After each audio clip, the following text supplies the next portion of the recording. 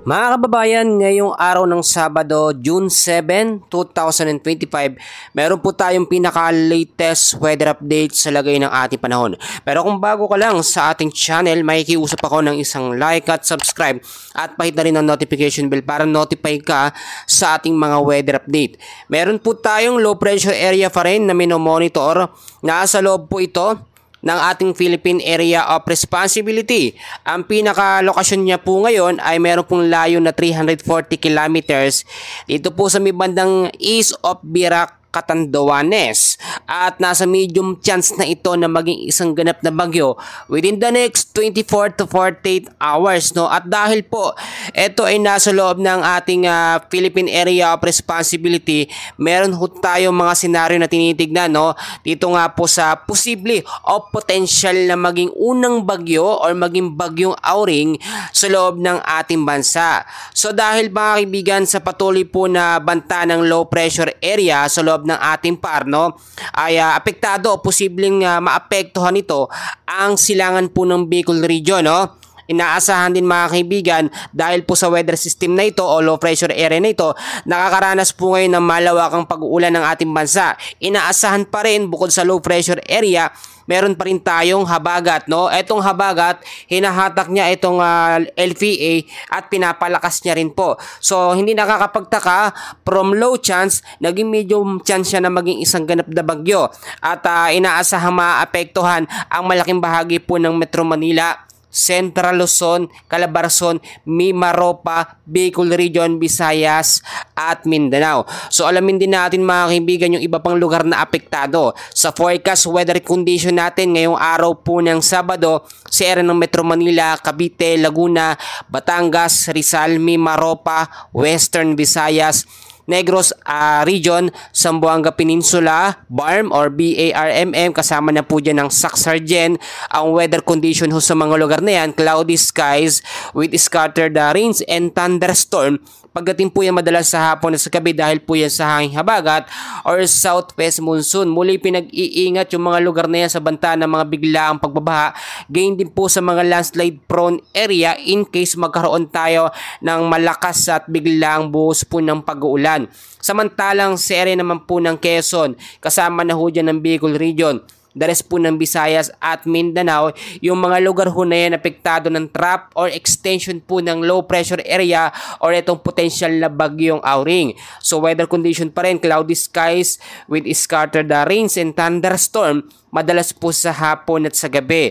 Ang ilang bahagi naman ng Luzon mga kababayan ko ay makakaranas pa rin ng medyo maulap na kalangitan at bukod pa kaibigan sa sinasabi natin mga isolated rain showers at thunderstorm, apektado pa rin ang malaking bahagi ng Luzon. Ito nga po southwest monsoon or hanging habagat. So ipakita ko muna sa inyo yung senaryo na tinatawag natin dito nga po sa tropical cyclone threat potential.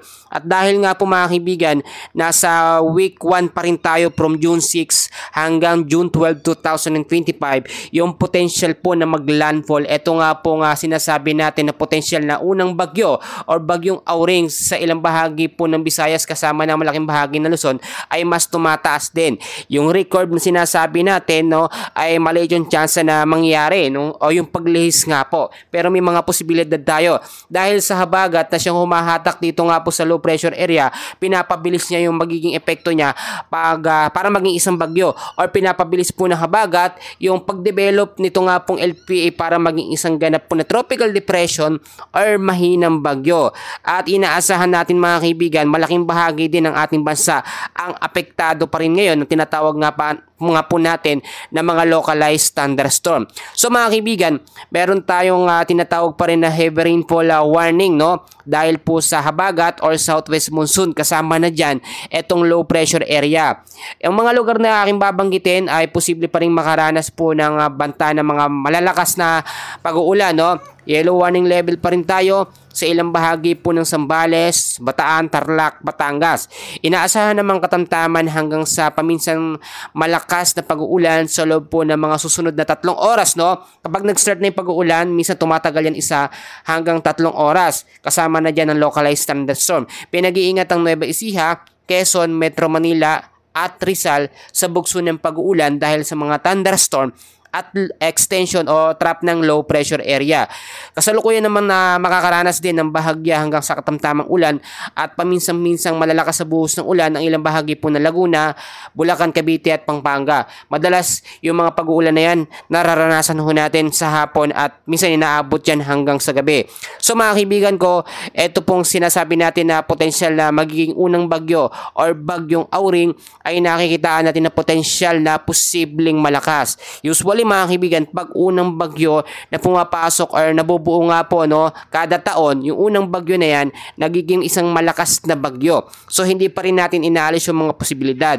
Napansin nyo naman sa update natin, maraming lugar po sa Metro Manila ang talagang nakaranas po ng mga biglaang bugso ng pagbabaha dahil nga po hindi tayo nakahanda sa mga potensyal na pwedeng mangyari. Etong low pressure area dahil nasa medium chance siya na maging isang ganap na bagyo, asahan natin paglipas lamang ng ilang mga oras, ito idedeklara na bilang isang bagyo or unang bagyong Auring sa loob po ng ating Philippine Area of Responsibility.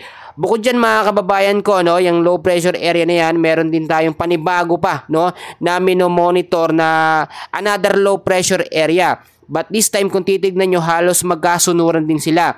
Etong bagong weather system na ito mga kaibigan ay inaasahan po magpapaulan kasama ang habagat sa ilang bahagi pa rin ng Metro Manila, Central Luzon, Calabarzon, Mimaropa, Bicol Region, Visayas at Mindanao.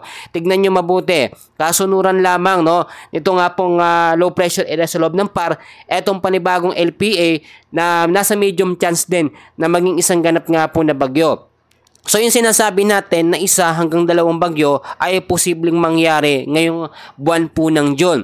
So ano yung mga dapat nating gawin paghahanda kapag mayroong ganitong papalapit or pagkabuo ng mga bagyo, potensyal na mga bagyo? Unang-una, mas maganda na lagi tayong updated sa lagay ng ating panahon. So manitili kayong nakantabay sa aking mga ina-update. Pangalawa, dapat po lagi tayong prepared. Meron tayong mga naka-stock ng mga pagkain sa ating bahay. Yung sapat lamang mga kaibigan, wag yung sobrang dami para hindi na tayo labas na labas kapag kami mga malalakas at malawakang pong pag-ulan. Kasi yung mga pag-ulan na yan, usually, meron ho yung mga kasamang malalakas na hangin. Pangatlo mga kaibigan ko, safety natin na ating mga kagamitan, lalo na yung mga bahaing lugar, yung malapit po sa mga landslide prone area, yung sa mga nakatira sa mga ilog, para po hindi na babasa yung mga importanteng gamit, yung mga dokumento. So yung panghuli natin mga kaibigan, lagi po tayong manalangin at i-check din natin mga kaibigan kung ano bang dapat natin gawin, yung safety natin, yung mga lugar natin, kung pwede tayong lumikas, mas maganda para na rin po sa ating safety.